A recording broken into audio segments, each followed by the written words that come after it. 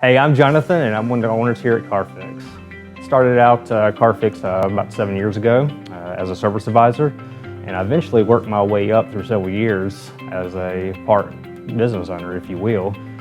Mike and I have joined teams and have wanted to make the business as a whole a lot better. So I've been in the automotive field for about 20 years now at this point.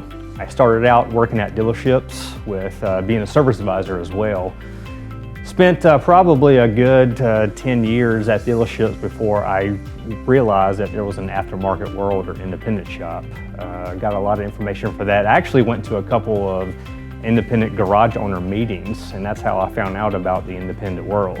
Once I got my foot in the door of independent world, haven't left since then. The aftermarket world or independent world is a lot better, treats customers a lot better in my perspective, and working for the company as well is 10 times better.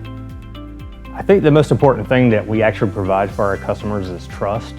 We have a lot of folks that come in here that have been with us from day one and have continually to come see us. And we see new faces all the time. And I think what my guys provide the most from technicians and service advisors is they build that trust with the customers. They trust us, they understand how we do things, and it's a great team here. So.